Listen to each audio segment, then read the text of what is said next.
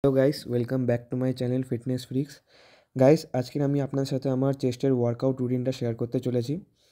এই ওয়ার্কআউট রুটিনটা বিগিনার এবং ইন্টারমিডিয়েট তাদের জন্য, যারা কিছুদিন হয়েছেন জিম জয়েন করেছেন বা 1-2 বছর হয়ে গেছে জিম করছেন।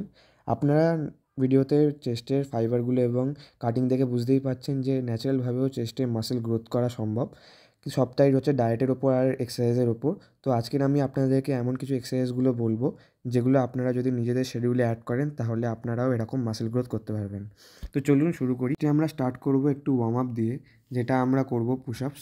ভিডিওতে যেরমভাবে দেওয়া আছে এরমভাবে আপনারা পুশ আপসের ফর্মটা নিয়ে নেবেন এবং পুশ আপটা এরমভাবে যেরম ভিডিওতে দেওয়া আছে এরমভাবে স্টার্ট করবেন। আপনারা যদি একটু অ্যাডভান্স হন বা পুশ আপে জোর এসে থাকে তাহলে আপনারা হচ্ছে কি পাওয়ার পুশ আপসও করতে পারেন। এটাও আপনার চেস্টের গ্রোথ আনতে খুবই সাহায্য করবে। ফার্স্ট যে ওয়ার্কআউটটি আমরা পারফর্ম করব সেটা হচ্ছে কেবল ক্রসওভার। এই ওয়ার্কআউটটি লোয়ার চেস্টের জন্য। আপনারা হয়তো সবাই ফ্ল্যাট বেঞ্চ প্রেস বা ইনক্লাইন বেঞ্চ প্রেস বা ডাম্বেল প্রেস করে থাকেন, কিন্তু আমি কেবল ক্রসওভারটা ফার্স্টে করতে প্রেফার করব। কারণ হচ্ছে আপনাদের চেস্টে ব্লাডের ফ্লোটাকে ভালো করে আনতে কেবল ক্রসওভার খুব সাহায্য করবে। এই ওয়ার্কআউটটি ফার্স্টে করলে আপনাদের মাসেলটা অ্যাক্টিভ হয়ে যাবে এবং আপনাদের ব্লাড ফ্লোটা পুরোপুরি চেস্টে এসে যাবে। ওয়ার্কআউটটি যারা একটু বিগিনার আছেন, যারা ওয়েট কম লিফট করেন, তাদের জন্য 4 সেট 12 থেকে 15 রেপিটেশন করে করবেন। আর যারা অ্যাডভান্স আছে, যারা ওয়েট লিফট করতে পারবেন একটু, তারা হচ্ছে 3 সেট করে পারফর্ম করবেন। ওয়ার্কআউটটি আমরা পারফর্ম করব সেটা হচ্ছে ফ্ল্যাট বেঞ্চ প্রেস। ভিডিওতে এই ওয়ার্কআউটের ফর্মটা ভালো করে দেওয়া আছে।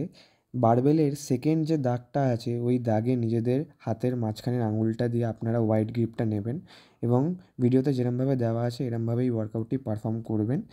চেষ্টা করবেন নিজেদের যতটা পারবেন চেস্টের কাছাকাছি বারবেলটাকে আনতে এবং ফুল রেঞ্জ অফ মোশনে ওয়ার্কআউটটি পারফর্ম করতে। এই ওয়ার্কআউটটি বিগিনার এবং অ্যাডভান্স দুজনেরাই 4 সেট করে পারফর্ম করবেন নিজেদের ওয়েট ক্যাপাসিটি অ্যাকর্ডিং। বেশি ওয়েট নেবেন না এবং ইগো লিফটিং করতে যাবেন না। নেক্সট যে ওয়ার্কআউটটি আমরা এখানে পারফর্ম করব সেটা হচ্ছে ইনক্লাইন ডাম্বেল প্রেস। আপনারা চাইলে ইনক্লাইন বেঞ্চ প্রেসও মারতে পারেন, কোনো অসুবিধা নেই। কিন্তু আমি এখানে ডাম্বেলটা প্রেফার করছি, কারণ যেহেতু আপনারা নিজেদের চেস্টের রুটিনে একটা বারবেল ওয়ার্কআউট রেখে দিয়েছেন, তাই জন্য আরেকটা ডাম্বেল ওয়ার্কআউট রাখলে আপনাদের চেস্টের মাসেলের ফাইবারগুলো আরও ভালো অ্যাক্টিভ হবে। তো এখানে আমি 25 ডাম্বেলে 12 থেকে 13টা রেপিটেশন হিট করেছি ফুল রেঞ্জ অফ মোশনে। আপনারা নিজেদের ওয়েট ক্যাপাসিটি অ্যাকর্ডিং ডাম্বেলে 12 থেকে 15টা রেপিটেশন হিট করবেন। আর চেষ্টা করবেন ভিডিওতে যেরমভাবে দেওয়া আছে নিজেদের ফর্মটাকে ঠিক রাখতে, কারণ ওয়েট ম্যাটার করে না, ফর্ম ম্যাটার করে মাসেল গ্রোথের জন্য। ওয়ার্কআউটটি আমরা পারফর্ম করব সেটা হচ্ছে ডাম্বেল ফ্লাই। বিগিনাররা এই ওয়ার্কআউটটি পেক ডেকের সাথে অল্টারনেট করতে পারেন, কোনো অসুবিধা নেই। কিন্তু ইন্টারমিডিয়েট বা যারা অ্যাডভান্স অ্যাথলিট আছেন তারা হচ্ছে এই ওয়ার্কআউটটি ডাম্বেলে করতে প্রেফার করুন। কারণ হচ্ছে আপনারা এই ওয়ার্কআউটটি প্রথমত ফ্ল্যাটে করবেন না, ইনক্লাইন বেঞ্চ করে নেবেন, তাহলে আপনারা নিজেদের রেঞ্জ অফ মোশনটা আরেকটু বেশি পাবেন। আর ডাম্বেলে করলে কী হবে, এই ওয়ার্কআউটটিতে আপনারা নিজেদের মাসেলের ফুলনেসটাকে ফিল করতে পারবেন এবং মাসেলটাকে আরও বেশি করে স্ট্রেচ করতে পারবেন। এই ওয়ার্কআউটটি আপনারা 4 সেট 12 থেকে 15 রেপিটেশন করে করবেন। এবং ফিনিশার হিসেবে যে ওয়ার্কআউটটা আমরা পারফর্ম করব সেটা হচ্ছে বার ডিপস।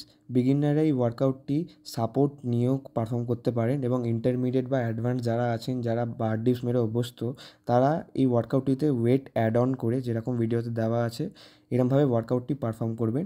এটা আমার one of the most favourite chest workout, যেটা চেস্টে ফাইবার আনতে এবং ডেফিনেশন আনতে আপনাকে খুব হেল্প করবে। ভিডিওটা ইনফরমেটিভ লাগলে চ্যানেলটাকে সাবস্ক্রাইব করে দিন এবং ভিডিওতে লাইক করে দিন এবং এরকমই আরও ইনফরমেটিভ ভিডিওর জন্য আমার চ্যানেলটাকে ফলো করুন।